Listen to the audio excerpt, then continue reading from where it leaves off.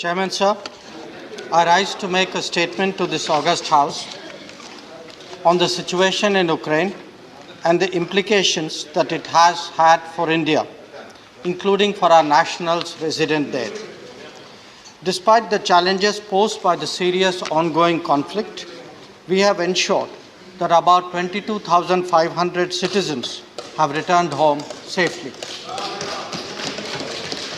The House would recognize the complexity of the various endeavors that have made it possible. Allow me to share them in some detail.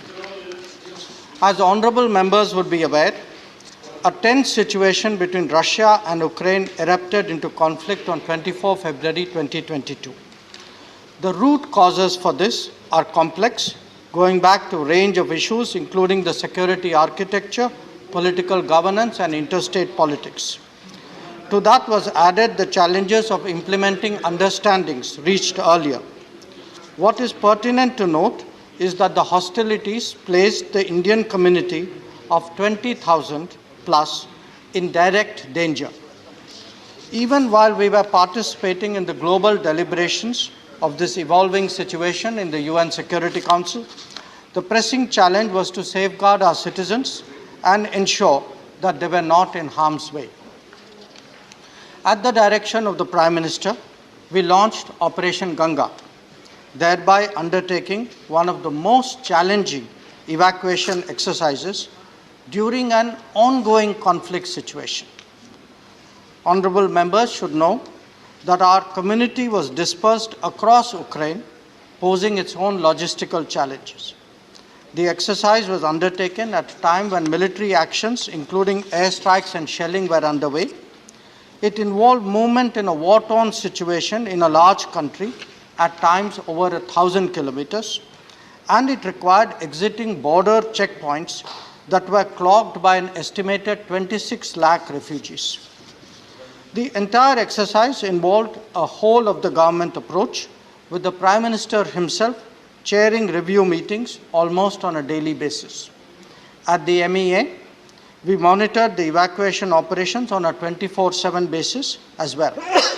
We got excellent support from all concerned ministries and organizations, including the Ministry of Civil Aviation, Ministry of Defense, the National Disaster Response Force, Indian Air Force, and private airlines. There was an effective coordination with state governments in ensuring that arrangements made by them for return of Indian students to their respective states once they landed in Delhi or Mumbai. Mr. Chairman, let me apprise members of the steps taken in advance of the actual conflict situation. As tensions increased, the Embassy of India in Ukraine had started a registration drive for Indian nationals in January 2022. As a result, around 20,000 Indian nationals registered with our embassy in Kiev. Most of the Indian nationals were students who were pursuing medical studies in Ukrainian universities that were dispersed throughout the country. More than half the students were in universities in eastern Ukraine that borders Russia and has been the epicenter of conflict so far. Students hailed from 35 states and UTs of India, with more than 1,000 students each from the states of Kerala, UP, Haryana, Tamil Nadu, Gujarat, Maharashtra, Bihar, and Rajasthan. In view of the continued buildup of tensions in February, the embassy issued an advisory on 15 February 2022 advising Indian nationals in Ukraine whose stay is not essential to leave the country temporarily. It also advised Indian nationals not to travel to Ukraine or to undertake non-essential movements within Ukraine. Members will appreciate that such advisories are extremely unusual and that very issue is itself a serious caution. Further advisories were also given on 20 February and 22 February, pressing students to leave Ukraine. Air bubble restrictions then in force were immediately lifted in consultation with the Ukrainian side to increase the number of direct flights. As a result, around 4,000 Indian nationals departed from Ukraine by direct and indirect flights till 23 February 2022. Despite our efforts, however, a large majority of students elected to continue staying in Ukraine. We must understand their predicament in this regard. There was a natural reluctance to leave educational institutions and affect their studies. Some universities actively discouraged it and showed reluctance to offer online courses. Many of them received conflicting advice regarding safety. The challenges of travel back may have also been a factor. In the period leading to 24 February, the political signals were confusing as well. Public urgings not to be taken in by alarmism and reports of forced withdrawals created a confusing picture. The net result was that about 18,000 Indian citizens were caught in the midst of conflict when it began.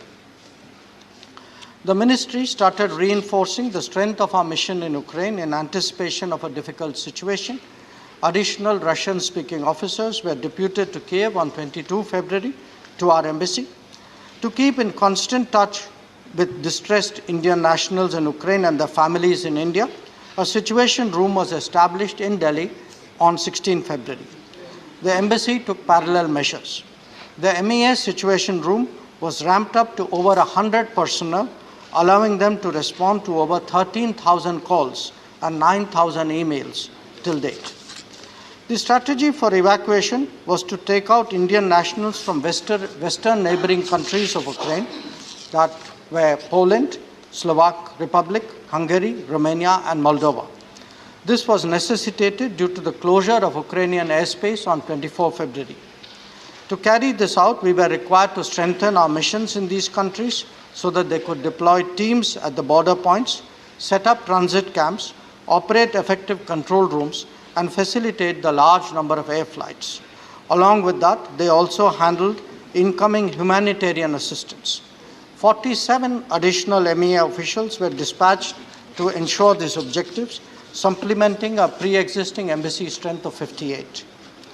Honorable members should appreciate that along with our embassy personnel, these officials have gone to extraordinary lengths in difficult circumstances to ensure that Operation Ganga was successful. Their constant intervention at border checkpoints helped to address severe challenges posed by over-congestion. The liaison with local governments and community organizations was responsible for the boarding, lodging, and medical attention of evacuees. And of course, they handled the complexity of flight operations on the ground so that the return home was a smoother process. Under Operation Ganga, 90 flights have been operated, out of which 76 were civilian flights and 14 were Indian Air Force flights. The evacuation flights were from Romania, Poland, Hungary, and Slovakia. While Indian Air Force rose to the occasion, most of the private airlines, and that includes Air India Express, Indigo, SpiceJet, Vistara, Go Air, and Air Asia, also participated enthusiastically. During this period, Prime Minister himself spoke to the presidents of Russia and Ukraine on multiple occasions. He specifically took up the issue of safe evacuation of Indian nationals, especially from Kharkiv and Sumy. Prime Minister also spoke to the Prime Ministers of Romania, Slovak Republic, and Hungary and the President of Poland to seek their support for facilitation of entry of Indian nationals to their countries. I most sincerely thank these partner nations for opening their doors and helping our citizens in our hour of need. Chairman, sir, I was also in constant touch with my own counterparts in Ukraine, Russia, Poland, Romania, Hungary, Slovakia, and Moldova for similar reasons. Foreign Secretary maintained contact with ambassadors of Ukraine and Russia in New Delhi, while our ambassador in Kiev and Moscow followed up with their respective capitals. Prime Minister deputed 4 union ministers as special envoys to Romania, Hungary, Slovak Republic, and Poland to facilitate Operation Ganga. This included Shri Jyotiraditya Scindia to Romania, Shri Kiren Rijiju to Slovak Republic, Shri Hardeep Singh Puri to Hungary, and General Shri VK Singh to Poland. Their personal supervision of the evacuation process made a substantial difference in the ease of border crossing and the care taken of our citizens thereafter. The The most challenging part of the evacuation exercise was that of evacuating Indian nationals from Kharkiv and Sumy. Both the places witnessed heavy shelling and airstrikes. Many options were worked out to evacuate students through buses and trains. A team from our embassy in Moscow had also been sent to the Russia-Ukraine border to facilitate the possible evacuation of Indian students through Belgorod and Kursk. Many students from Kharkiv were moved to Pesochin in view of anticipated escalation of hostilities. While our efforts were able to stave off some of the more extreme scenarios, their presence in a safety zone allowed for subsequent ferrying through buses to the western borders. The Sumy evacuation, which was the last one on a significant scale, was also extremely complex as our students faced the prospect of being caught in crossfire. Their evacuation from the city needed a credible ceasefire, a daunting challenge in the current situation. This finally materialized, Chairman Sir, due to the personal intervention of the Prime Minister himself with the Presidents of Ukraine and Russia. Noting the extraordinary challenges before us, we also dispatched a special team of senior officers to the vicinity of Sumy. Their coordination with the military forces deployed there, with the ICRC and the arrangement of logistics, was responsible for the final outcome. During the entire period, our embassy in Ukraine has been working incessantly to contact Indian nationals, arranging and facilitating transport, coordinating with local authorities, providing food, etc. Throughout the evacuation exercise, our embassy was in constant touch with the Ukrainian authorities. We appreciate their positive response to our requests during this period. Their intervention was responsible for running additional trains needed for the evacuation exercise. The embassy also provided travel documents within a very, very short time in cases where Indian nationals had lost their passports. They also partnered with neighboring embassies to resolve challenging situations on the border. On 13th March, in view of the rapidly deteriorating security situation in Ukraine, including attacks in its western part, it was decided to temporarily relocate the Indian embassy in Ukraine to Poland. This situation will be reassessed in light of further developments. Honorable members should also recognize the great contribution made by community representatives, volunteers and NGOs in the evacuation exercise. Equally noteworthy were the efforts of Indian businesses in the countries neighboring Ukraine and indeed in Ukraine itself. In numerous ways, they assisted in the transport, shelter and sustenance of the evacuating students. They ensured that our citizens did not become a burden for Ukraine's neighbors who were receiving so many other refugees at that time. The nation owes them a debt. In line with India's principle of Vasudhaiva Kutumbakam, foreign nationals were also evacuated from conflict zones and brought to India. They included about 150 citizens, 147 to be exact, of 18 countries. Among them are immediate neighbors like Bangladesh and Nepal. Many of the Ukrainian nationals that were family members of Indian nationals have also been evacuated. We also provided free passage to Ukrainian nationals from India to Poland in our evacuation flights.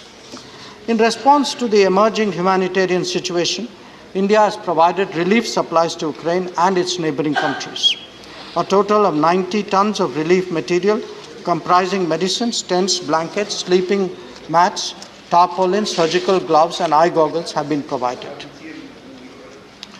Honorable members are aware that at Kharkiv, Naveen Shekarappa Gyangaudar, a final year medical student of Kharkiv Medical University, lost his life. He tragically succumbed to injuries received when he had gone to fetch groceries from a shop. We deeply mourn his untimely demise. Our prayers are with his family and his loved ones. Our embassy in Ukraine is diligently pursuing the repatriation of his mortal remains to India. I would also like to mention the assistance provided to another Indian national, Harjot Singh, who suffered bullet injuries on his way out from Kiev. His medical expenses were taken care of and arrangements made for his movement from Kiev to the Polish border. He was brought back in an IAF flight to India, accompanied by a doctor arranged by our mission in Poland. Chairman, sir, the unfolding developments in Ukraine have simultaneously played out in the United Nations, in particular the Security Council, where India is serving as a non-permanent member. India's position on the Ukraine conflict has been steadfast and consistent.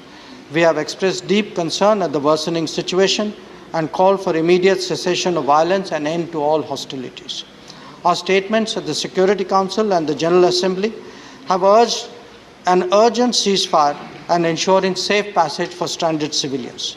We have also highlighted the humanitarian assistance extended by India to Ukraine and its neighbors at this hour of crisis.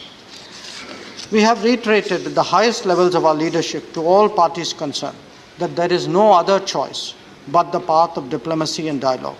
We have emphasized to all member states of the UN that the global order is anchored on international law, UN Charter, and respect for territorial integrity and sovereignty of states. The Ukraine conflict has major economic implications. Its impact on energy and commodity prices is already visible. The disruption of global supply chain is expected to be significant. India has substantial dealings with both Russia and Ukraine. An assessment in this regard by the government is underway. However, the House will appreciate that there is all the more need for an Atmanirbhar Bharat.